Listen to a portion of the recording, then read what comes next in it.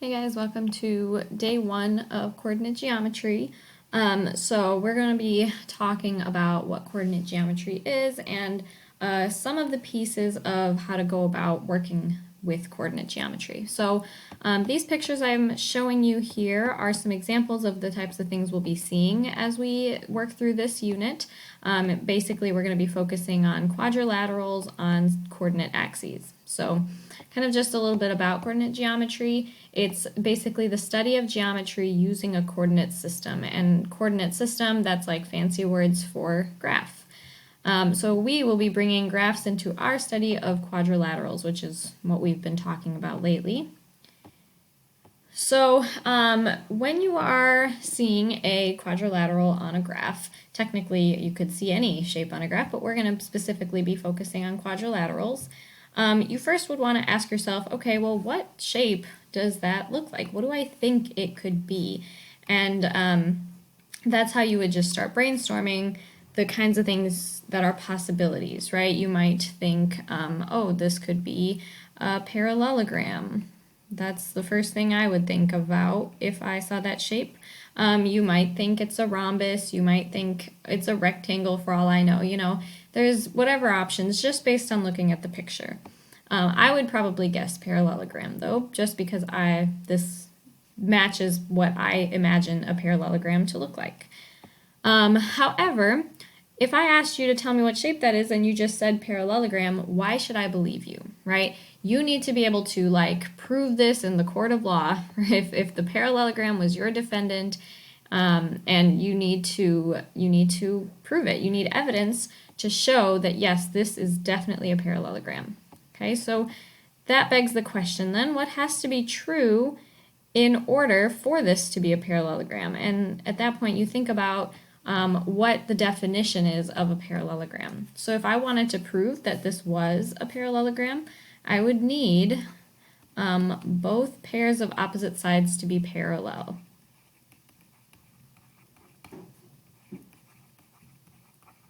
Both pairs of opposite sides would be parallel.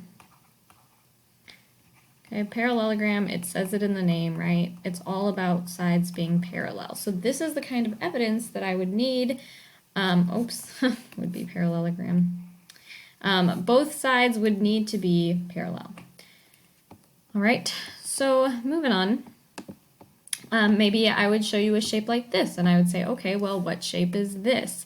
And again, you start brainstorming. You would look at this, and the first thing I think about is, well, that kind of looks like a square. But maybe it's a rhombus. Okay, maybe it's even a rectangle. Okay, and our goal is always to come up with the most specific one that we can, because of course we know that some of these fall into the same family, all of these are parallelograms as well, right? Or a square is just a type of rhombus, a square is a type of rectangle. All of those things also are true. So we want the most specific name that we can possibly have. So to me, this looks the most like a square out of all of those in terms of getting the most specific. So that's what I would try to work towards and see if I can prove that it is indeed a square. So if I wanted to do that, what evidence would I need? Well, I would need 4 right angles and all sides to be congruent to each other. Okay, this is the definition of a square, and this, if I wanted to prove that this was a square in court, I would need to come up with this evidence. All right, so eventually, you know, of course we want to know how can we actually go about proving these things. And by things, I mean either we would have to prove that 2 sides are parallel, we would have to prove that any sides are congruent to each other, or we would have to prove that there are right angles. These 3 characteristics kind of cover all of the definitions that we've talked about for quadrilaterals. So let's go ahead and talk about how to do this. We're going to start with how to prove that 2 sides are parallel. So if you're proving that 2 sides are parallel, you need to start by finding the slope of each side. Now, in my opinion, the easiest way to do this is to just look at the picture and count the rise over the run. Keep in mind that if you do that, you want to make sure that you simplify your fraction. So, for example, if I end up with a slope of 4 over 8, I know that I can divide both of these by 4, and this is actually equivalent to 1/2, right? That's this simplified version of 4 over 8. If I had a slope of, let's see, 9 over 6, this would simplify. You could divide both of these by 3, and it would simplify to 3 over 2, right? So this is what I mean by simplifying your fractions. Your calculators can help you with this as well, but just make sure that your slopes are always simplified.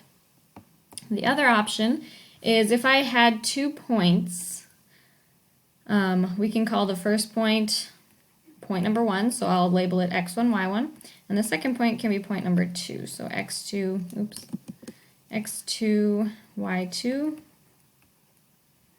And this is just, you would pick the 2 endpoints of the side, and your formula is then y2 minus y1 over x2 minus x1. You would just plug in these components into your formula to find your slope.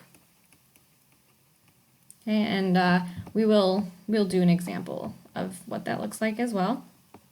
So once you find all of your slopes, you want to see if any opposite sides have the exact same matching slope. That's how you know that those sides are parallel. So let's go ahead and do an example and see what this actually looks like. So I've pulled up the same picture here, and now I want to show that the opposite sides of this are parallel. So how can I go about doing that? Well, let's go ahead and label these sides. That'll help us.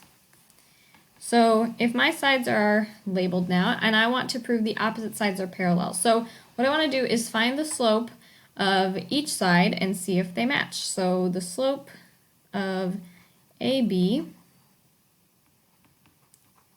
is going to be what, right? We look at this line and we say, well, this is a perfect straight horizontal line, and we know that those have no rise, there's only run, and that means it has a slope of 0. Okay, and the side opposite to that is DC. So the DC slope, we look at it, and it is doing the same thing as AB, right? It's a perfectly straight line, so that one's actually going to have a slope of 0 as well. Then we look at the other pair of opposite sides, and we say, okay, well, what's the rise over run? If we look at DA, we kind of count our boxes up and count our boxes to the right. So we have 4 boxes going up and 3 boxes to the right. So the slope of DA must be positive 4 because we go up 4 and right 3. And that's going to be positive because we're moving to the right. So my slope, my rise over run, is 4 over 3. Remember that it's always rise over run. And when I say rise over run, I mean the up and down movement over the left and right movement. All right, we have one more side to find the slope of, and that's side CB. So the rise here to get from C to B is this vertical line, and that's going to be 4 boxes. And this run is 3 boxes again. So we have CB slope is 4 over 3. So then, now that we have all of our slopes, we can look at this and say, well, AB and DC are the same, and DA and CB are also the same. So, because they have the same slopes, they are parallel. We can say that AB is parallel. This is the parallel symbol. AB is parallel to DC, and DA is parallel to CB. And the reasoning would be because of the same slope.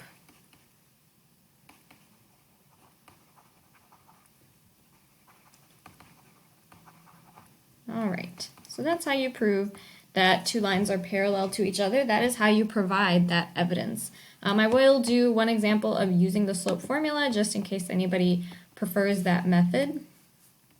So let's say we wanted to find the slope of DA, right? So the first thing we need is 2 points. We can see that DA is, let's see, left 5, down 2. So this is at a point -5, -2. And A is at the point -2, +2. Put that up here. -2, +2. So now that we have our points, I'll go ahead and write those.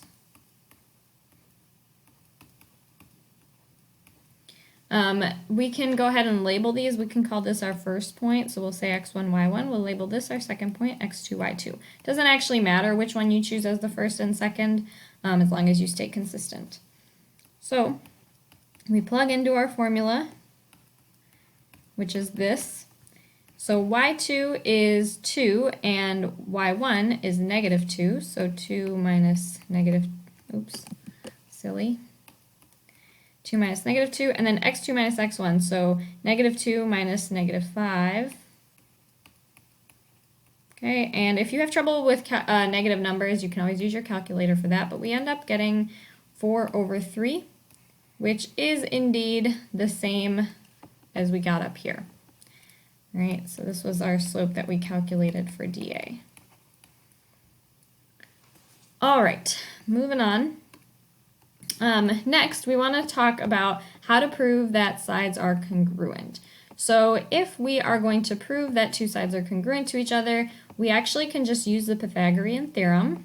So the way that we're going to do that is by drawing our own triangle, based on whatever side length is there, and we're going to use the rise and run to do that. So let's say that this is the line we want to find the length of. I'm going to go ahead and draw my triangle. It doesn't matter if you draw it on this side or on this side, it's all the same. But now that I've drawn my triangle, it has to be a right triangle too. So now that I've drawn that, let's go ahead and figure out what these sides are. This one is 5 boxes, and this one is also 5 boxes. That's just a coincidence. It won't always be the case, but that's what it is for us. So now that we have our right triangle, we can use the Pythagorean theorem to calculate the side that's missing. We don't know this side. Now remember, the longest side is always C, so that's why we labeled this side C. And the other two are just going to be A and B. Doesn't matter which is which. Okay. So now, let's go ahead and plug into our Pythagorean theorem. A is 5 and B is 5, so instead of A squared we have 5 squared. Instead of B squared we have 5 squared. C stays the same.